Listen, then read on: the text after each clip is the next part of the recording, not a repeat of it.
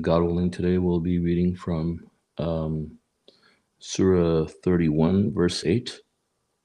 Let's all seek refuge in God from Satan the rejected. A'udhu billahi minash shaitanir rajeem. Bismillahir rahmanir rahim. Surely those who believe and lead a righteous life have deserved the gardens of bliss. Eternally they abide therein. This is the truthful promise of God. He is the Almighty, most wise. He created the heavens without pillars that you can see. He established on earth stabilizers, mountains, lest it tumbles with you, and he spread on it all kinds of creatures. We sent down from the sky water to grow all kinds of beautiful plants. Such is the creation of God. Show me what the idols you set up beside him have created. Indeed, transgressors are far astray. So we're being reminded here by God that uh, you know people who believe and lead a righteous life are destined for paradise. This is the good news that God has promised to believers, um, and that once these people enter paradise, this is an eternal existence, and no one will evict you. You will not have to move. Um, it will be your permanent abode. You will not have to have the fear of losing it or anything like that. You will abide in that destination forever. This is God's. It is His truthful promise. And God also describes how He has created the the heavens without pillars. This is also another thing that we see. There's no nonsense in the Quran that these scientific details have been mentioned in the Quran. How there are no pillars. And then God says He established the mountains for us as stabilizers. We now understand that mountains help stabilize the crust of the earth, and prevent a lot of catastrophes on Earth because of that. And He spreads in it all kinds of creatures. The way God has spread all these different creatures and how they're perfectly adapted to their environments, it's a proof of God's omnipotence. Mm. And God says we send down from the sky water to grow all kinds of beautiful plants. So if you look at the plants, how they're constructed, not just the biological aspect of it, how it's good for the environment and everything, but also the design and the construction, the colors, the beauty, the smell. All of that, plays a huge part in making the earth, look more beautiful and shows God's design. How He has created all these beautiful colors with immaculate designs, but also has a very useful purpose for all of these, for the ecosystem and for the human survival and existence. So this is God's creation, and God says, show me what the idols you set up beside Him have created. Of course, Jesus had no part in any of this. Neither did Muhammad. Neither did any other saint had any part in any of this. People who they worship. Also, things or people who you may think about, most of your day, other than God, that could be your idol or yourself for that matter. None of them have anything to do with something like this, and this shows us that, if something or someone has to become your God, something or someone that you think about so much or you worship, this is the standard of what or who should be worshipped. Someone who is the Lord of the heavens and the earth, someone who created all of this. Other than that, nothing really is worth anything. Everything perishes, everything is temporary. But the only one worthy of worship is God, because He created us, because He created everything around us. He's the Lord of the heavens and the earth, so it's natural that we should only worship Him alone. And thus God says, indeed, the transgressors are far astray. So people who are, spending time worshiping and praising these minuscule entities that are nothing compared to God, basically are far astray for sure. Luqman's wisdom, verse 12. We have endowed Luqman with wisdom. You shall be appreciative of God. Whoever is appreciative for his own good. As for those who turn unappreciative, God is in no need praiseworthy. Recall that Luqman said to his son as he enlightened him, O my son, do not set up any idols beside God. Idolatry is a gross injustice. The second commandment. We enjoined the human being to honor his parents. His mother bore him, and the load got heavier and heavier. It takes 2 years of intensive care until weaning. You shall be appreciative of me and of your parents. To me is the ultimate destiny. If they try to force you to set up any idols beside me, do not obey them, but continue to treat them amicably in this world. You shall follow only the path of those who have submitted to me. Ultimately, you will return to me, then I will inform you of everything you have done. So these verses are about Luqman, how God endowed him with wisdom, and how he was advising his son. And this shows to us, when it comes to teaching our kids, what we should really teach them, what is really something that should be a lesson that we should have them remember. And God says we endowed him with wisdom, and so this is wisdom that God has given us here in the Quran as well, and the advice that Luqman has given is surely a lot of wisdom.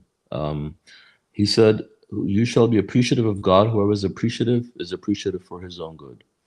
So God says, the more you thank me, the more I give you.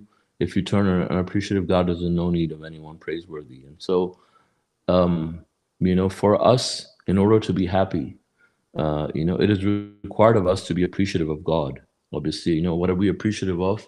We're appreciative of all the blessings that God has given us without asking us for anything. And how can we be appreciative? Being appreciative doesn't mean just giving lip service and just saying thank you. Being appreciative is about proving it with your actions. It's about showing your appreciation. It's about thanking God by worshiping Him.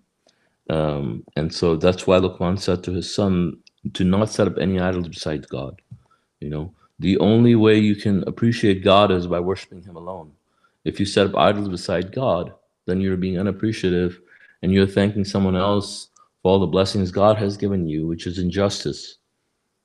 So we have to thank God for all the blessings that He has bestowed upon us, and doing that by showing Him, our appreciation through the actions that He wants us to perform. And the second commandment here we see is to honor our parents. So the first commandment is to worship God alone, and the second commandment is to honor our parents. So you can tell from this how important it is for humans to honor their parents. And sadly, this is something that is greatly overlooked in any society, not just today's society, but any society. People use their parents to get what they want when they are growing up, and they mistreat them as well. And then a lot of unfortunate kids, when they're done with what they want for their parents and they have no need for them, they get rid of them. But God has put a really high place for the parents, and he wants people to realize what the parents have to go through in order to raise the children, especially the mother.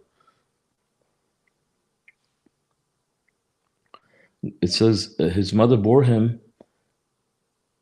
and the load got heavier and heavier. It takes 2 years of intensive care until weaning.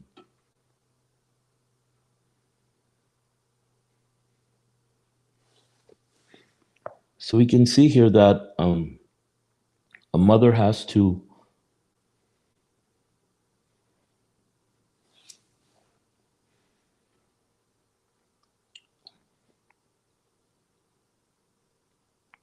so we can see here that the mother has to go through a lot.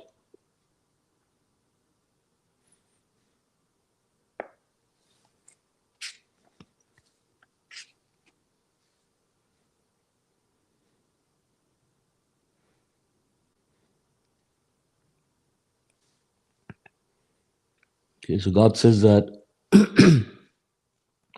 his mother bore him, and the load got heavier and heavier. It takes 2 years of intensive care until weaning.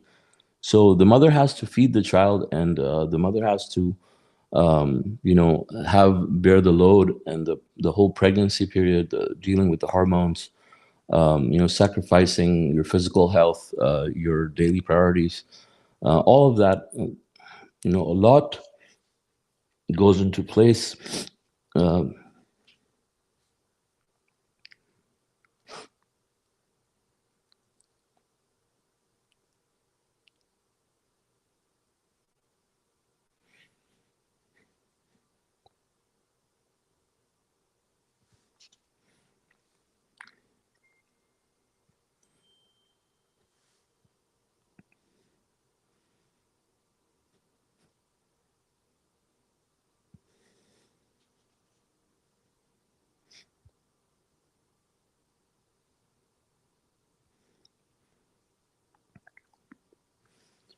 so that is why God says that we have to be appreciative. I'm sorry, we have to be appreciative of God.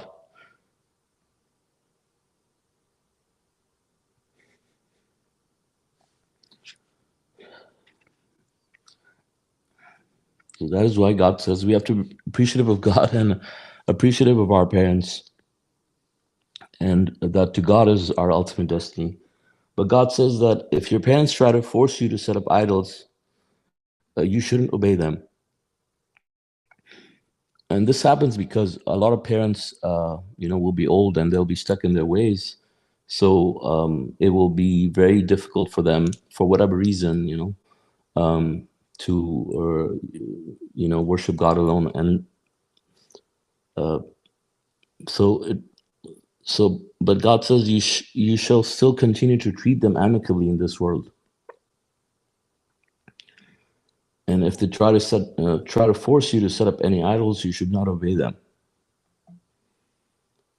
God says, "You shall follow only the path of those who have submitted to me. Ultimately, you all return to me, then I will inform you of everything you had done."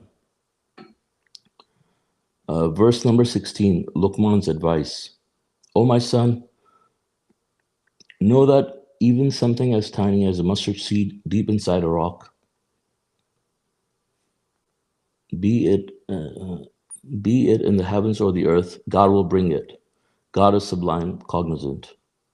O my son, you shall observe the contact prayer salat. You shall advocate righteousness and forbid evil and remain steadfast in the face of adversity. These are the most honorable traits. You should not treat the people with arrogance, nor shall you roam the earth proudly. God does not like the arrogant show-offs. Walk humbly and lower your voice. The ugliest voice is the donkey's voice."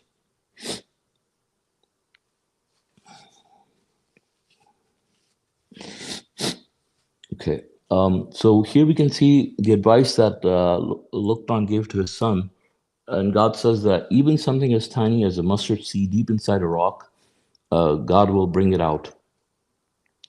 So people have to be extremely careful, in terms of their interactions from day to day life. I mean, even something small, like, say if it comes to being honest and being just. So they have to be careful, and they have to be very honest and very equitable. And the same goes for anything, any thought, any action that people do. People have to remember that, God counts everything that people do, right? So there's nothing that is being hidden from God. So we have to be absolutely equitable. And then also we're being reminded that uh, we have to observe the contact prayer salat, and so this is an advice that Luqman is giving to his son, and so this is something that the children have to be reminded of as well as they're growing up. That the contact prayers are the food for their soul, and so in order for them to grow, we don't have to just look for their physical needs, but also their spiritual needs, and make sure that they're also getting their spiritual meals and not just their meals for the bodies. And another thing we're reminded of is you shall advocate righteousness and forbid evil and remain steadfast in the face of adversity. So a lot of the packed advice here for the children. The children are not supposed to let evil pass. I mean, people are told in today's society just to tolerate evil, just so you don't offend anybody. Of course, you don't offend people, but you can. If people are doing something wrong, you don't have to be a part of it or support it by being silent, but you can speak up in the most respectful manner. If you've seen justice, if you see someone getting bullied or something, for example, as a child, and you're teaching your children to just let it happen to other people and not say anything, so you don't get in trouble, for example. It's not good advice. You could you could tell them that, hey, you should tell other children to be nice to their classmates, for example, right? And these are good things that we can teach them, and but I think this is not just for children. Obviously, this is for everybody. As we live in the society, even when we grow as adults, we see evil all around us, and so for a lot of people, it's easy just to stay quiet and let things happen. You see someone stealing something, like, some a lot of people will do that, right? People will steal, and a lot of people are okay with it, and so this encourages other people to do that. But if you have someone who is reminding them, then it becomes more and more difficult in the society for people to do that. Um, and remain steadfast in the face of adversity. It's a priceless advice, because for people to be strong on any front, you have to be resilient to challenges, and brave, and to not give up, right? But it especially holds true when it comes to God. I mean, we have to be steadfast in the face of adversity and worship God under all circumstances. We don't have to despair. Obviously, we have to be hopeful from God. We have to implore God. Um, you know.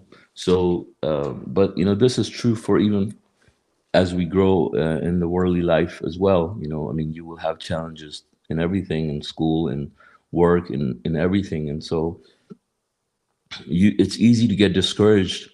And so when you teach the other person that they have to be steadfast through adversity, they'll become stronger and better in whatever they do. And so when it comes to submission, obviously, they'll become a polished diamond, because they will go through so much, but they will not lose hope.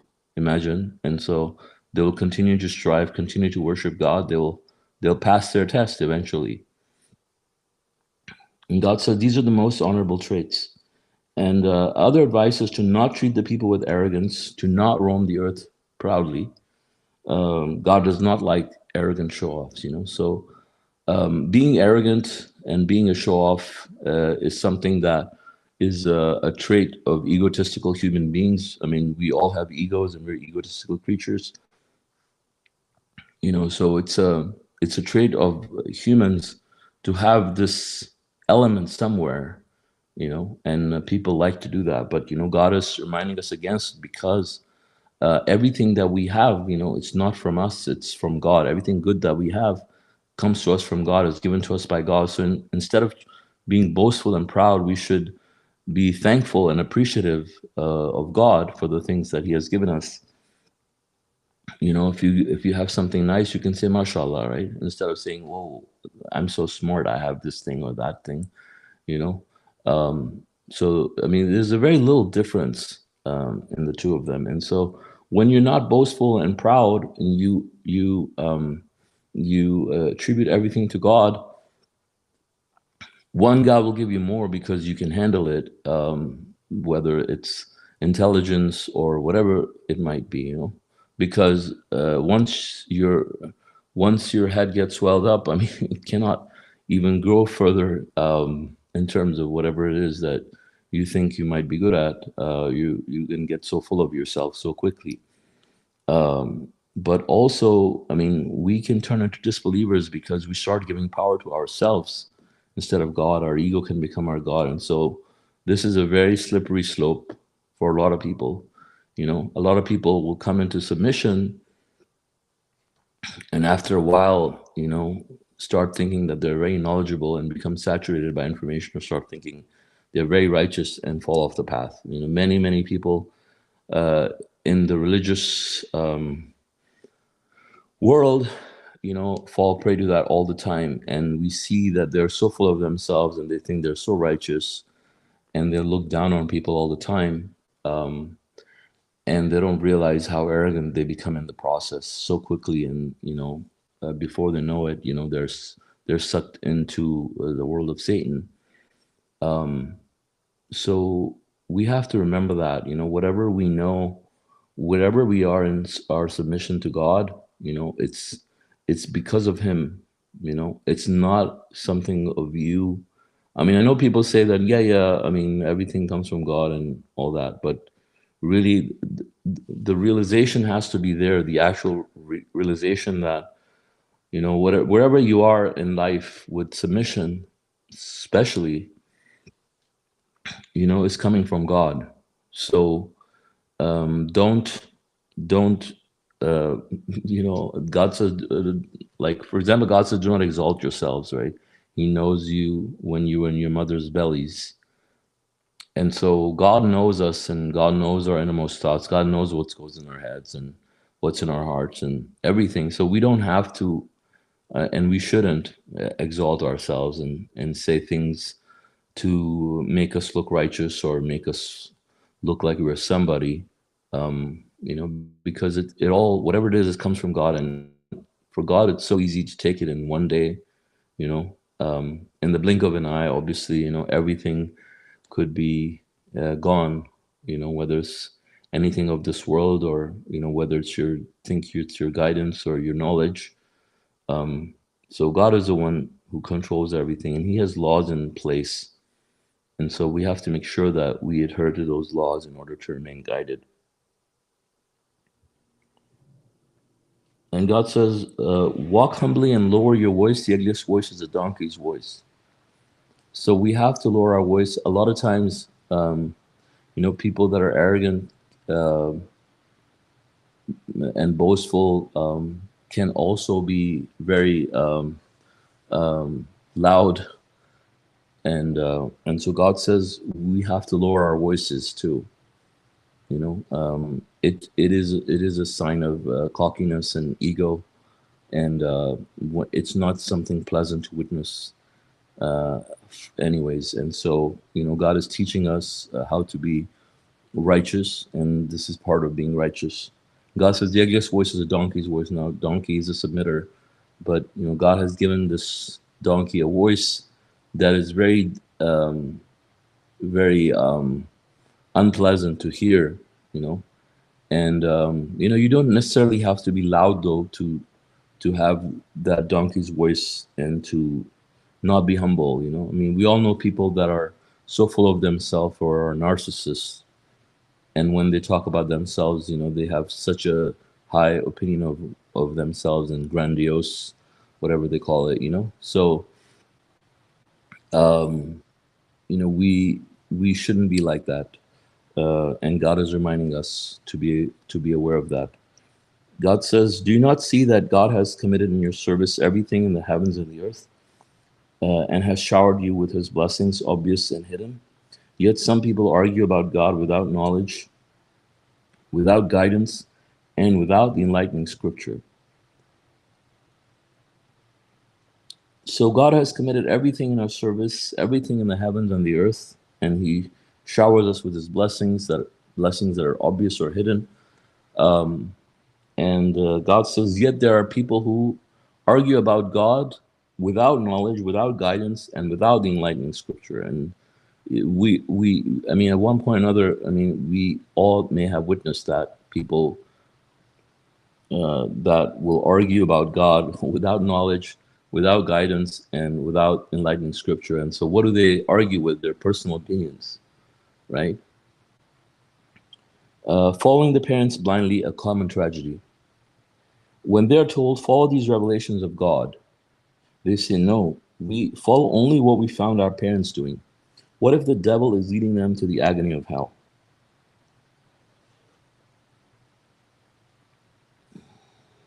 Also, there's a footnote for 13, I apologize, I missed.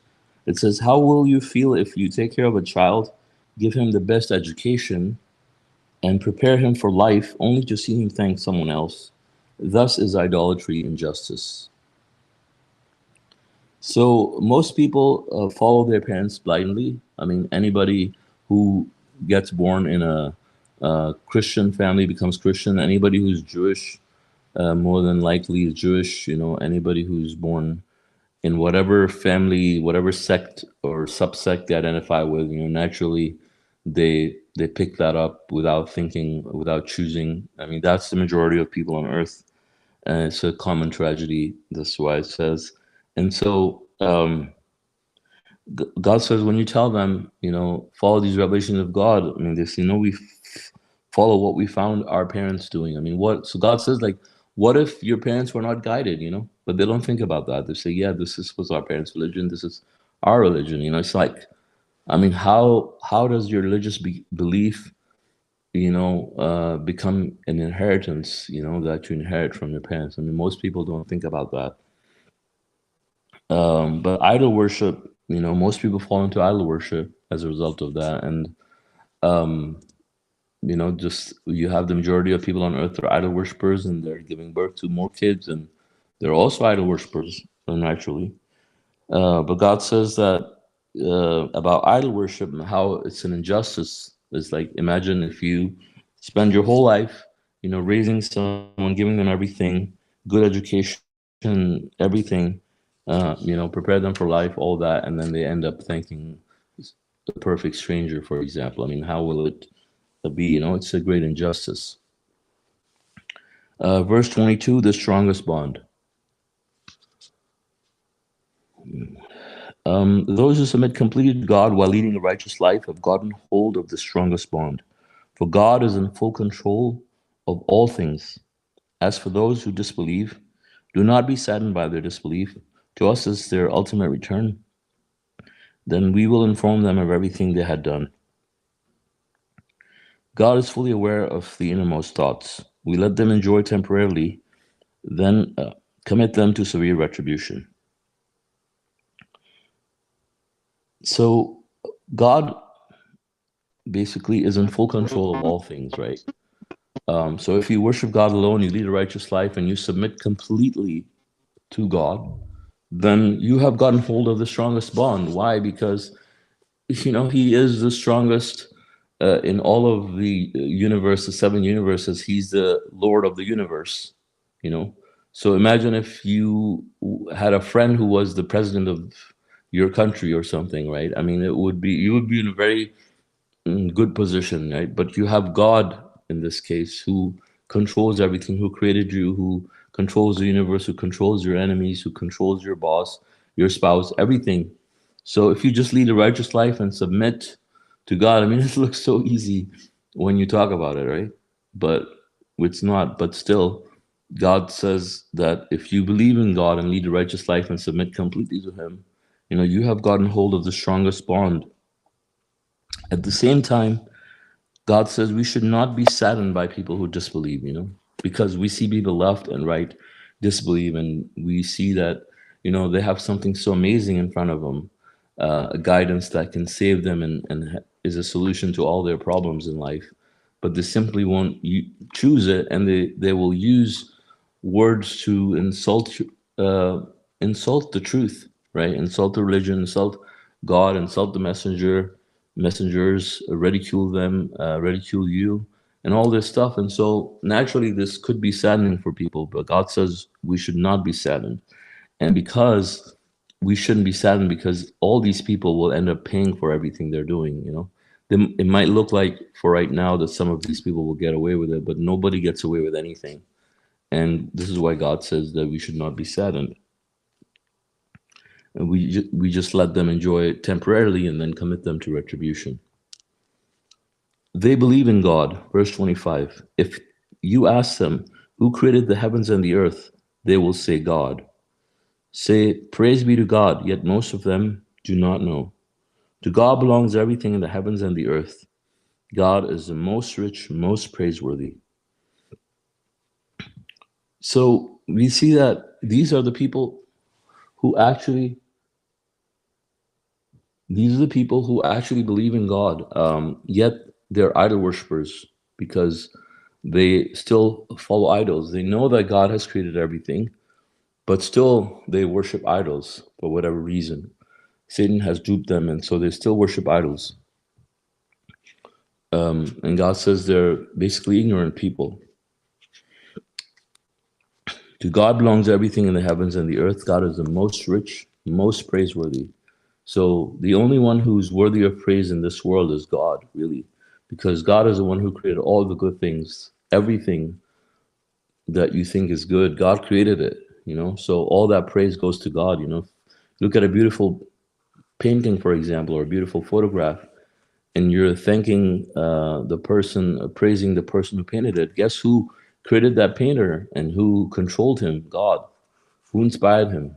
God. So, you know, God is the one who's worthy of all praise whatsoever, you know, that exists, you know, belongs to God. These are all the words we need. Verse 27. If all the trees on earth were made into pens, and the oceans supplied the ink, augmented by 7 more oceans, the words of God would not run out. God is almighty, most wise. So these are all the words we need, as the subtitle says. You know, if God wanted, I mean, He could have given us a book that was so big, as it says, with the um, all the earth, all the trees on earth. I mean, how many trees are there on earth? We don't even know. They're in trillions, I'm assuming, or maybe more. You know, but God says, and the oceans supply the ink, twice as many. I mean, what is the volume of water on earth? I mean, you know, double that, and you still will have more that God can say about Himself and about His praise, you know, and what God does. And but the thing is, these are all the words that we need. You know, I mean, everything that you need for salvation is here. And I mean, it's God's greatness that He has given us a book that is concise and precise and has details of everything that we need. But God is reminding us that this is all you need. So there's nothing more to it. You know, if people are telling you to follow other things that are not in the Quran, you're not supposed to follow them, because if God wanted, He could have put it in this book. You know, it wouldn't hurt, or it wouldn't be difficult for God to do that, you know, but He did it.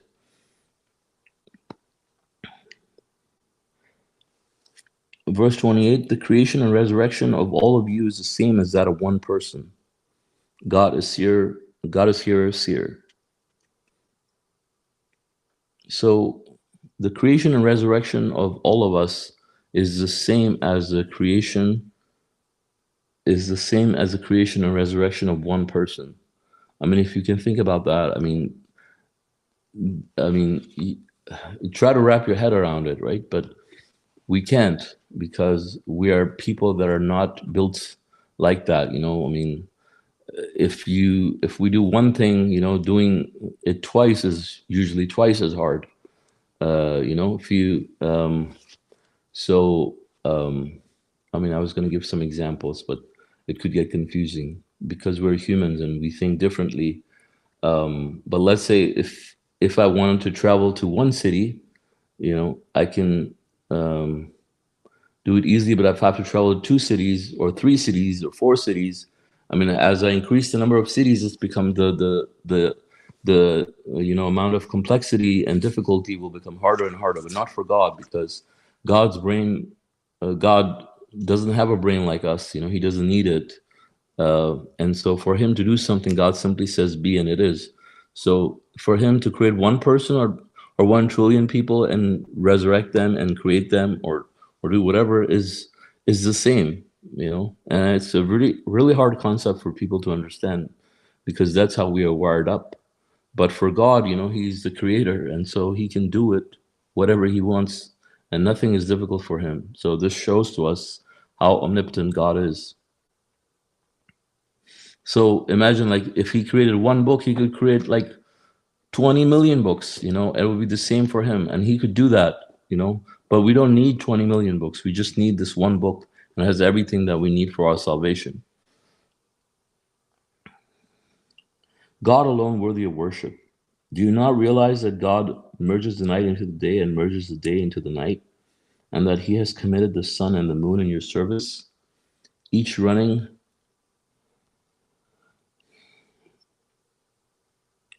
in its orbit for a specific lifespan, and that God is fully cognizant of everything you do?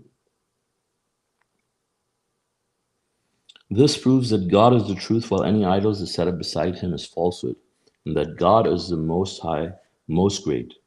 Do you not see that the ships roam the sea carrying God's provisions to show you some of his proofs?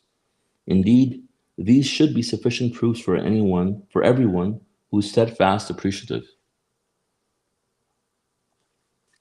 So these verses, we're being reminded that God alone is worthy of worship and how God is so powerful that he has created for us a system that is amazing. And so like talking about how God merges the night into the day and merges the day into the night, I mean, it's a flawless system that he has created that is so precise that we adjust our clocks by this.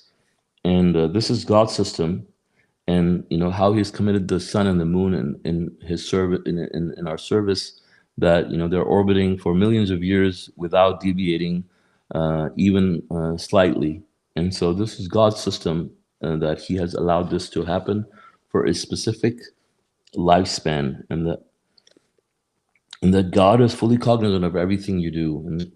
And while he's doing all of that, he's fully cognizant of fully aware of everything every single creature on earth is up to, and not only now, but like in the past and in the future, even after the consequences, in the hereafter, for eternity. He knows all of that at one time.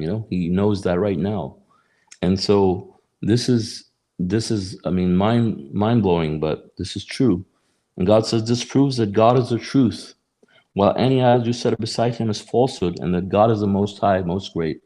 There's nobody, no entity in this world like God. You know, even if you try to explain it to people who worship idols, and they will accept these facts, right? Um, so God says, do you see the ships that roam the sea carrying God's provisions, to show you some of his proofs? How God created buoyancy in the water for it to be able to, transport, goods all around the world, on giant ships, cars and big tanks and all these kinds of things are, we're able to export them in the sea. You can't lift them. You can't like airlift tanks, for example, and bulldozers and things like that. But you let them travel by sea, and get them shipped anywhere you want. And so this is made possible by God's design, how he has created these things in a way, like the surface tension of water is at a specific, number. If it was less or more, obviously, this would not work.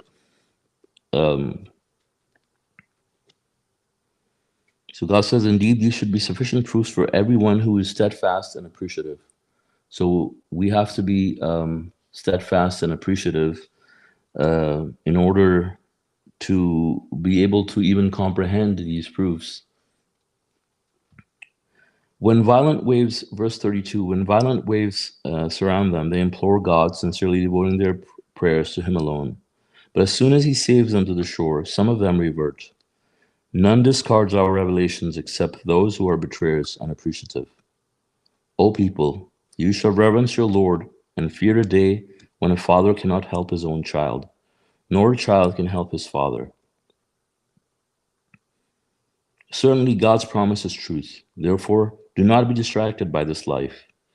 Do not be distracted from God by mere illusions, things we may and may not know.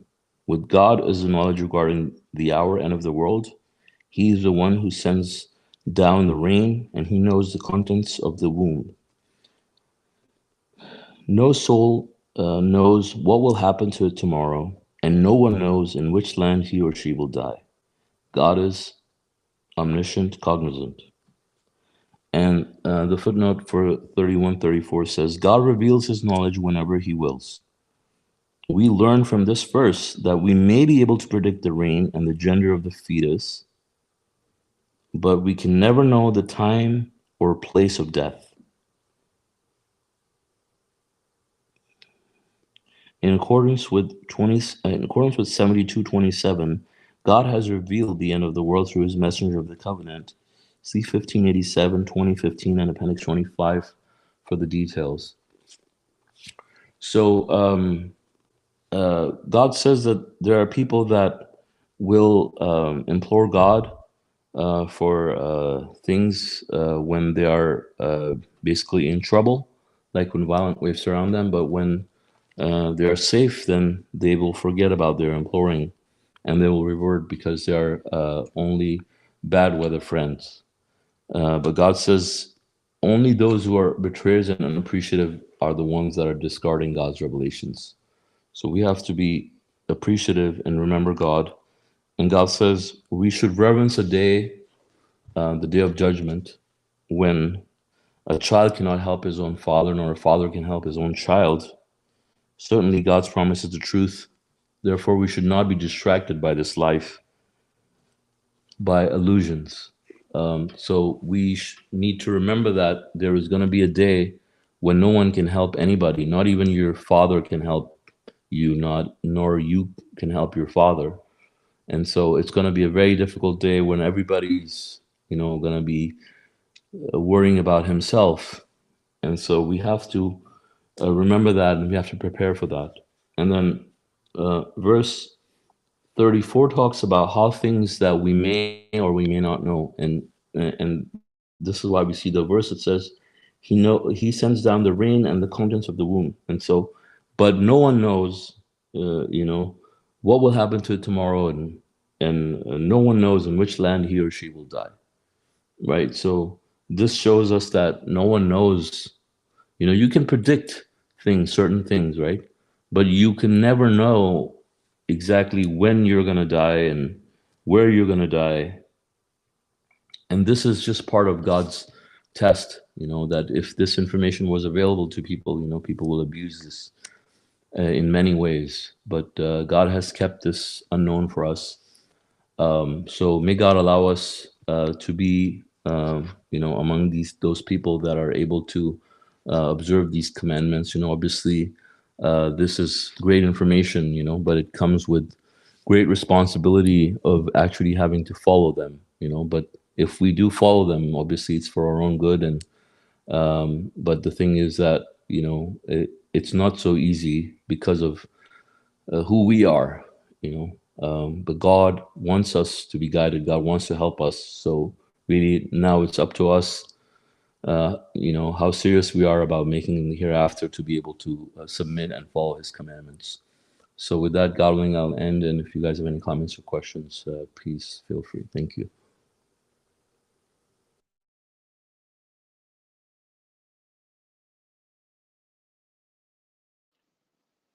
MashaAllah, brother.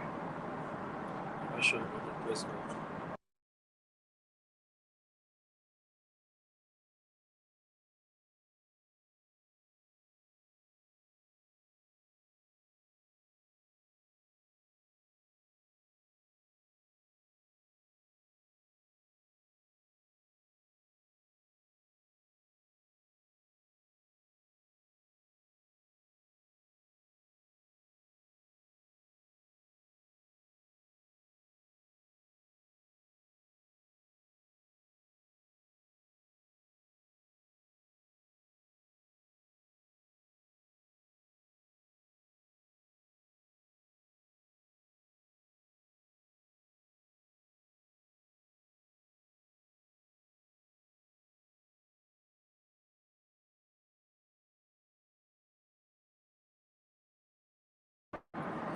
Mashallah, the verse 27 and the verse from Surah 18, 109 are identical, except this one even adds the trees, and you make pens out of those trees. In old times, people used to write with the wooden craft pen and dip it into ink, and that's how they used to write.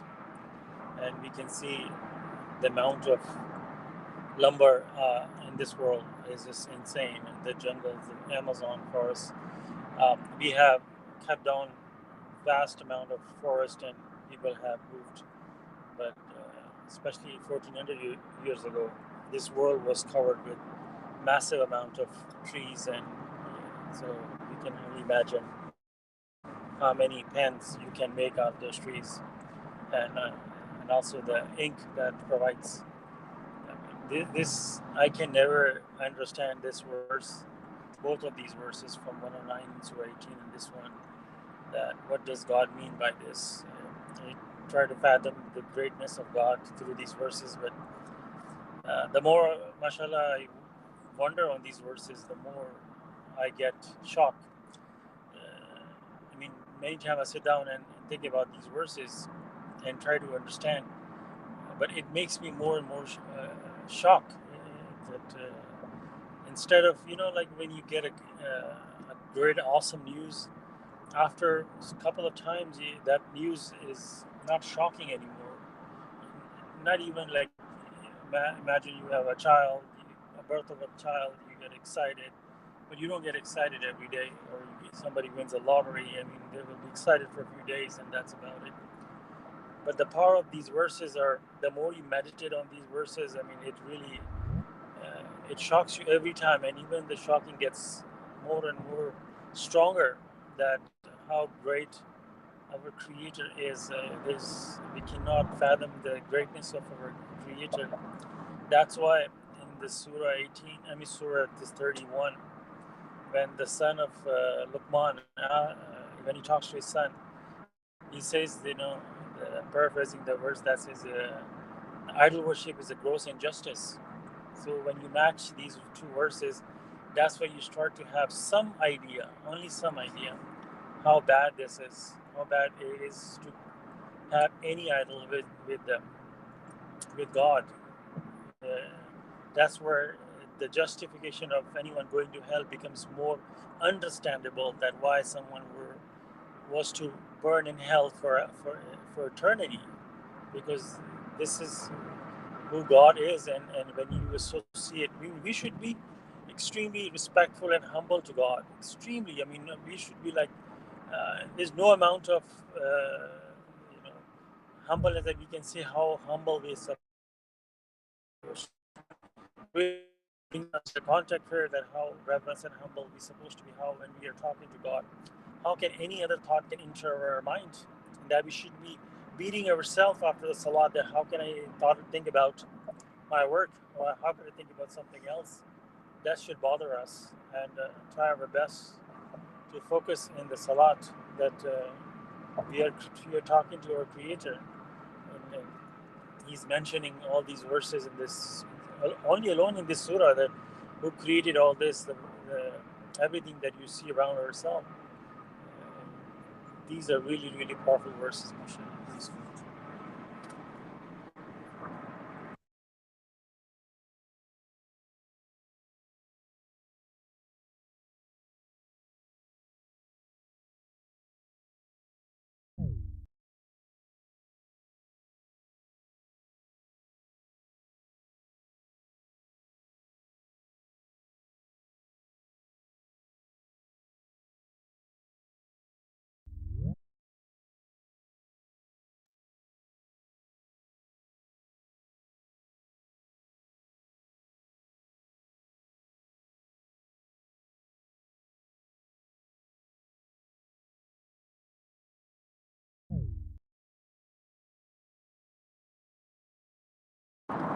And the other part that the God says in many other places too, that this world is a mere illusion. It's not real. Uh, the more we really think about this life, the more we ponder, the more we put everything in the right prospect. and we start to this world, all this stuff that we see around ourselves, it's just like plastic toys, like not even plastic, like paper toys, the planes and everything, the belt and it's actually not even there. And science proves us the state of a matter is 99.99% is empty space. That is proving us to us now. I mean, if this becomes your priority, if this becomes our priority, the money, the wealth, and there's nothing wrong with enjoying God's blessing and be appreciative. That's even better. But if this becomes our priority when we forget God, then this is the worst situation. I mean, I can't even understand the fact that God is allowing us to thank Him. I mean we are 7 to 8 billion people living right now, and there will be probably 100 billion people were to come to this earth. I mean, he doesn't need our thanks, but the fact that he says that the more we thank him, the more appreciative we are, the more he gives us. All these verses is just, to me, is like, this is a blessing that he is allowing us to say thanks to him, because we're not even worthy to say thanks to God. And when you really examine all this, you know, your mind starts to understand what does it mean by Ar-Rahman Ar-Rahim, the most gracious, the most merciful. Uh, Not only he has blessed us, he had created us, he had given us, he wants to have contact with us. He doesn't leave us in this world, in this just wander around, and close contact with us. And that's what, these are the blessings, mashallah.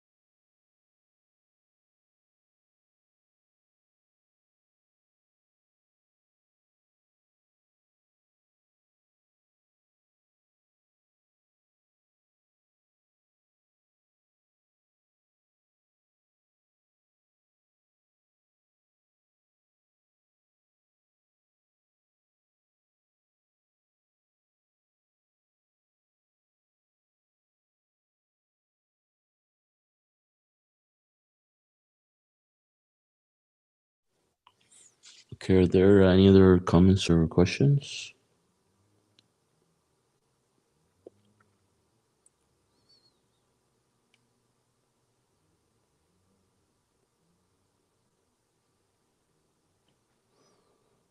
I guess not.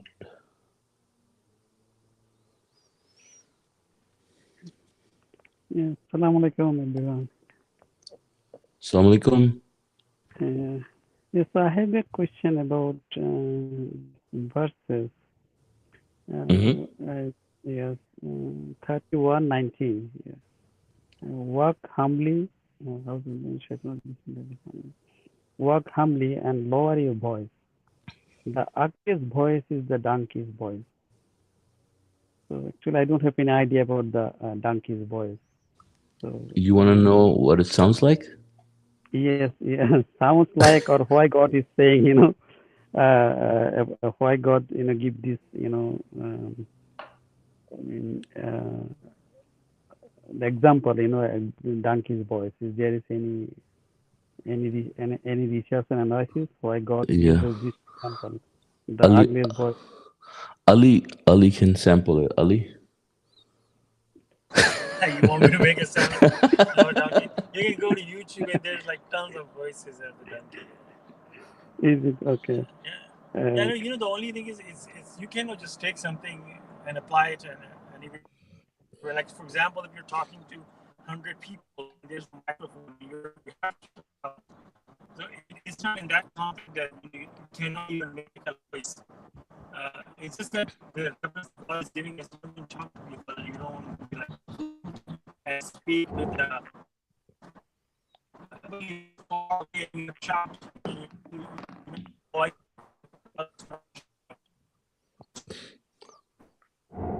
Oh, I think Sense, I to think talk politely. Ali, I think your voice is turning into the. Hey, what is going on? What? I'm sorry. Oh. No, I yeah. think we couldn't hear you in the beginning. Oh, okay. I'm sorry. I'm actually driving. What I was trying to say is that uh, God says to lower your voice. I mean, one thing to understand is, for example, if you have to scream at someone who's far away, and you say, "Oh, I cannot scream because God said not to," and that person is in trouble. I mean, or you're talking to like 100 people, and you have to speak loud. So the loud is not the problem, mostly because it's too soft politely and not, some people even in regular life they're just loud, and their voice is just vicious, and the way they talk is reference to donkey's voice. There are many people you will see in the world, they just for no reason they're like arrogant, and they're not humble. They're sometimes even their voice is even lower, but the way they talk is so arrogant. So it's just to understand this verse in a context where you have to be polite. Basically, this is what because donkey is God's creation.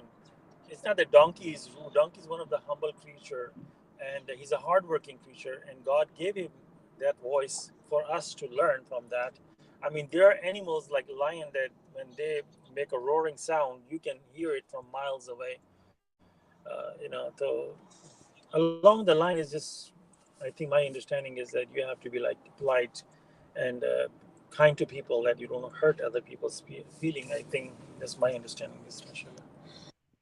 Mashallah. Thank you, Ali, for your explanation.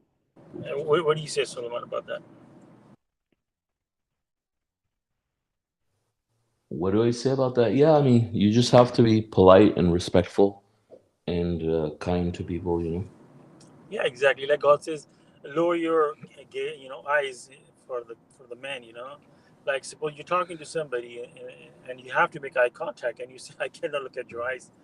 I mean, there's a situation where you're supposed to lower your eyes, but if you're talking to somebody, maybe you're talking to an older lady. You're supposed to look at her. Your eyes. I mean, so you have to understand the situation. Where does it apply? Mashallah, praise God. Okay. Thank you.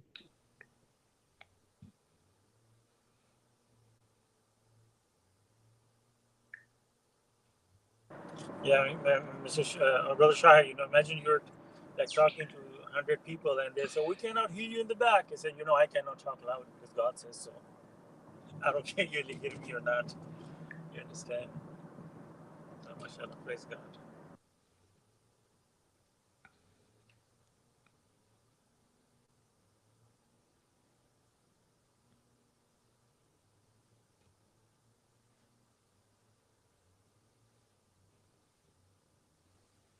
Some people have tried to criticize this verse that God says that whatever in your wombs, God knows, and some people have criticized that. Oh, okay, we have ultrasound, we can say exactly is it a boy or girl, or even to the point they can do tests and tell you that if the infant is the baby is suffering with some kind of disease, and to even abort the I mean, mashallah, people try to find ways to criticize the Quran, but God is not talking about the gender or things like that.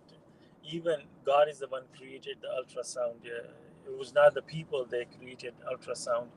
even the X-ray that shows your inside your body, the bones, it was created accidentally. The guy was doing something else and trying to make something else, and then accidentally he saw human body and he saw the rays going through the human body, and then it was you can see the bones. That's where the X-ray was invented. And even Messenger of the Covenant talks about in one place that something that is invisible, and that is on the side note, that can do so much, good for us, like X-rays, that it's invisible, but it can tell you what's inside your body, something that you can't even see, and what that tells you about the great giants with us, the invisible giants. So if we can trust on the X-ray, then imagine what the invisible giants can do to us, and who created the X-ray? Who created all these waves that we cannot see? God is the one, and there are signs for us in this. And in this verse, God is talking about that we don't even know if the child is even born, what's going to happen tomorrow. I mean, we don't even know when he's going to be 10-year-old or 15-year-old, how he's going to behave, or 20-year-old. We have no idea.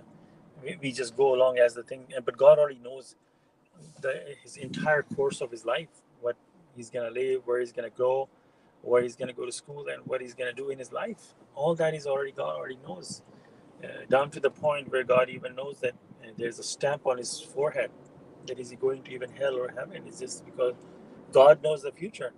And that is even a very powerful thinking, that if you even just meditate on that thing, that how is it possible anyone to know the future? I mean, this in itself is a very great ability of God, that he knows. I mean, even Satan doesn't know. Had he knew that maybe he's going to hell, and he would have maybe changed his course. Or even the jinns that were working for David, they didn't even know he died. I mean, nobody knows the future. I mean, the ability to know future is only God. Even says in this verse that only God knows. Uh, the knowledge is with him. So that in itself, with the ink and the tree and all those great examples that God giving us, I mean, this in itself is a very powerful thing, that how awesome our God is, that he knows the future. I mean, nobody can predict who's going to win the lottery, the numbers, nothing. Nobody knows what's going to happen tomorrow. We can just see that the course of the thing, that where the rain is going to be tomorrow. We have general idea, but a lot of time they make mistake. I mean, I follow the forecast and I say, okay, we have rain coming, but many times they fail. I see the clouds, just there's no rain. So they can predict something, but only by seeing what's happening. But God knows the exact. MashaAllah, praise God.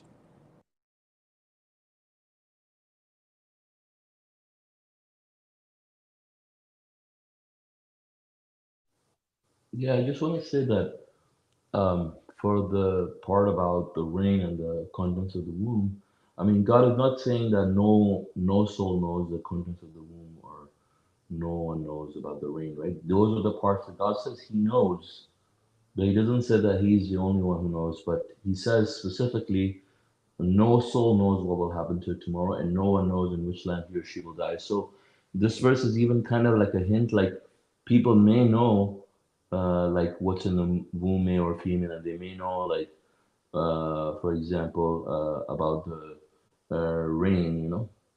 We can predict the rain, for example, weather to some degree, and we can tell the gender of the baby at a certain point in time, but we cannot, no one, God says, know what will happen to tomorrow, in which land he or she will die, right? And but then even about the contents of the womb, obviously, we can only, using ultrasound and stuff, medical imaging. I mean, you can only tell at a certain stage when the baby is like well developed, right, and certain parts of their body are formed and all that, right? But you cannot tell when you have a zygote whether it's like XX, I mean, an XY, So, but God knows. But at certain point, you may know. At certain point, you may be able to predict rain, but you may not be able to predict it like when it's clear skies and like you don't have access to any instruments and stuff.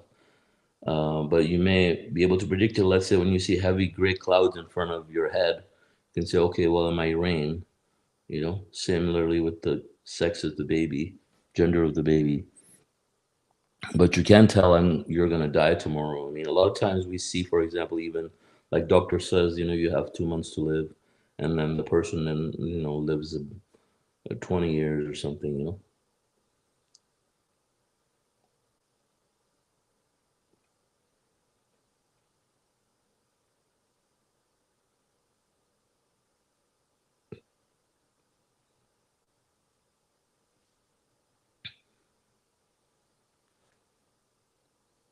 Okay, so I guess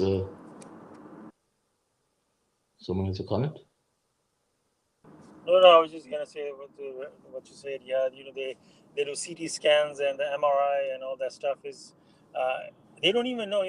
All of a sudden they find out you have stage 4 or stage 3 cancer. I mean, had they knew in the ahead of time, then of course they tell you that don't smoke and you have a high risk of cancer. But many people they smoke, they don't get cancer. But many people they don't smoke, but they get cancer. But yeah, it puts you on the high risk. But nobody knows what disease you're going to have. And yeah, if you live a very bad lifestyle, you're going to have bad consequences. You don't take care of health. But nobody knows that who's going to get what disease, only to find out through the test. And many times it's too late to do anything about that. All knowledge is with God. Mashallah, praise God. That's right. And you know what? If you really follow what God says, God says God doesn't love the gluttons.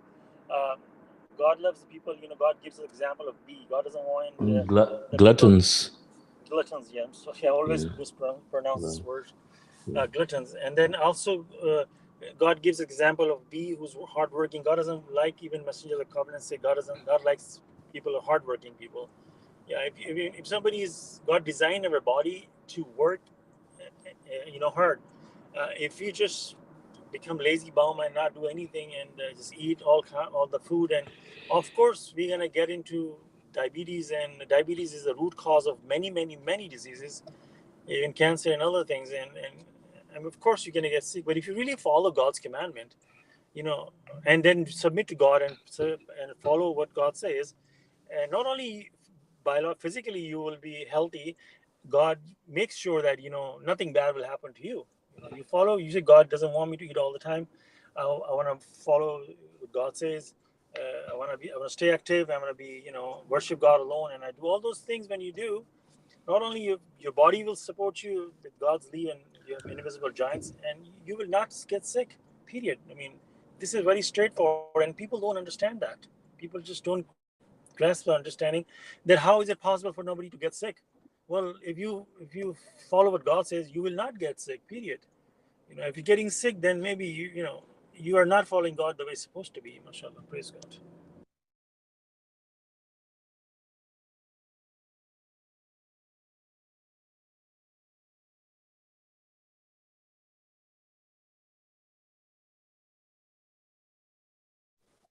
Okay, so if there are no other comments or questions at this time, God willing, we can conclude our study. So thank you all for joining. God willing, our next study is going to be on English study is going to be on Saturday at 9:30 a.m. Pacific time. God bless you all. Assalamu alaikum. Islam. Assalamu Assalamu alaikum.